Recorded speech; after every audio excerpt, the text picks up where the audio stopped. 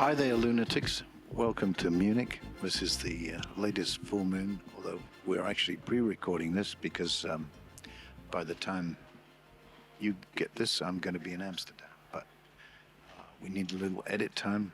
It's going to be a bit shorter, I'm afraid, because we're out here on the road. Sharp sounds swim around, soak into the brittle ground. So, Road to Joy. There'd been a song musically I'd started, I think, around the OVO project called Pucker. It was very different to this, but still had some bits which I may still explore, but it was actually the starting point for coming back to this song. Back in the world, we're waking up the road to joy. I think I may have mentioned before, but I'm working on a project which is sort of partly a story focused around the brain and how we perceive things and near-death experience and so on. But it would include some old things like Here Comes the Flood, which was actually about reading other people's minds and being able to perceive what's going on in other people's heads. And now we actually have the technology to do that. That's whether we need that is another question. As to this song, Road to Joy, this story at this point has our hero in a coma and in one of these locked-in syndrome situations where they're unable to communicate and to move, to show what's going on in their eyes and so on. So it's amazingly frustrating. There have been some great books and films about this subject, but at this point, he manages to, or the people looking after him, manage to find a way to wake him up. And so, although people think this is a lyric just about sex, it's actually about coming back into your senses, back to life, back into the world. I've been waiting for you back in the world.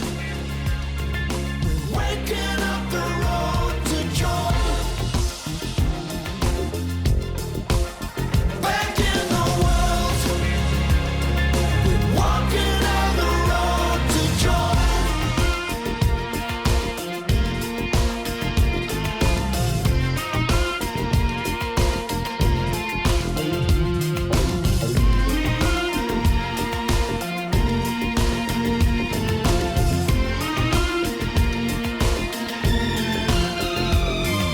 The engine stops and silence pours, fills the holes and cracks stone floors.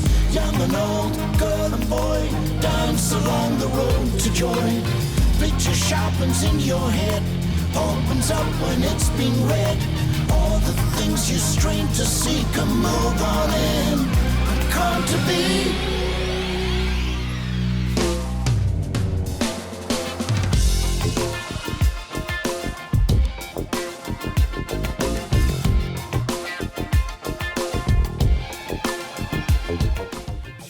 The excitement and energy in the song was something that I was getting off on. I just felt there was a good groove there, and I wanted something else with rhythm. And we tried a few things, and then when I was working with Brian Eno, I was trying to do this sort of funky bass line, and he looked at me and said, sort of nodded his head and said, "No, the man you need is Donny."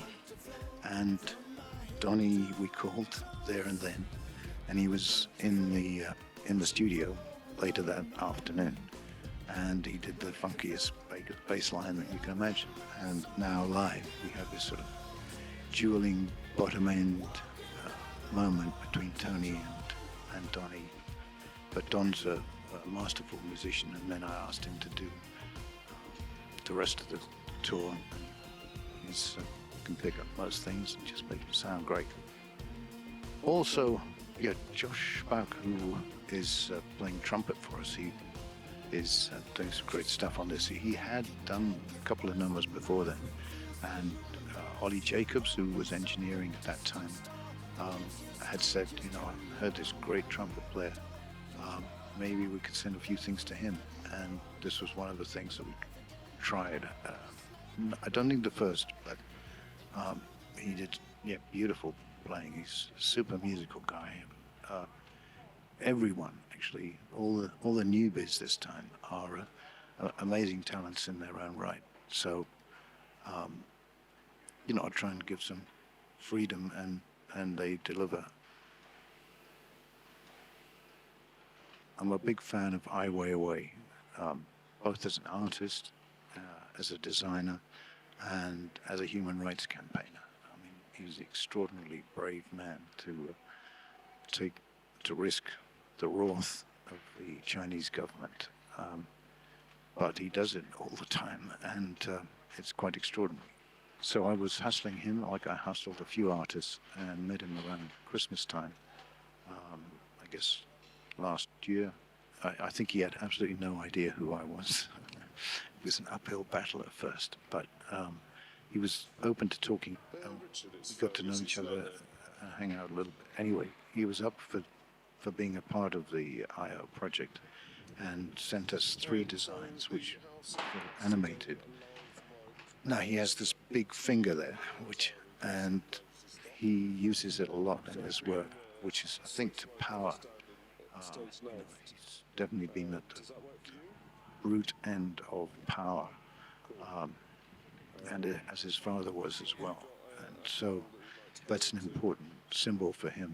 And I guess for me, in my story, death is the power, and the hero is raising his finger to death. So, well, those of you who come to the show will see it's very obvious.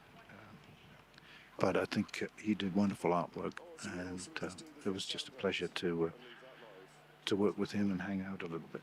I have to get to know Peter, so I asked him to send me the sound and the lyrics. So I found I enjoy it, and I think it's very young, very very positive. I went to his show at the Design Museum, which I don't know if it's still on, but if anyone's passing through London, I really recommend it. Just so many great ideas. I would say in general, art and music is the same thing. It's not, you cannot really separate human expressions. It's different vehicle or different media, but it's the same. I always admire a good music or a good performance. I think they are, in some way, they reach a level other medium cannot reach. Back in the World is in the lyric, and back in the world is what I am as well. It's been a while since I've been touring, but I am thoroughly enjoying it. We've had really good experiences so far. So, of course, it may all change by the time you see this, but we're having a good time. We're still learning, trying to evolve the show a little bit, get the sound right, get all the songs humming. But it's so far we've had lovely audiences, and I think it's a really extraordinary band. So I'm delighted with that.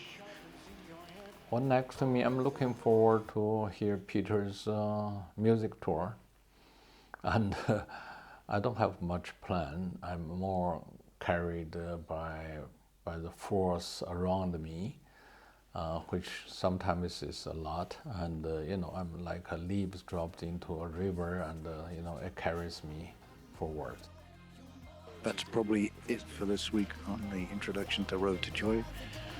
Hope you like it. Then we jump into the lake.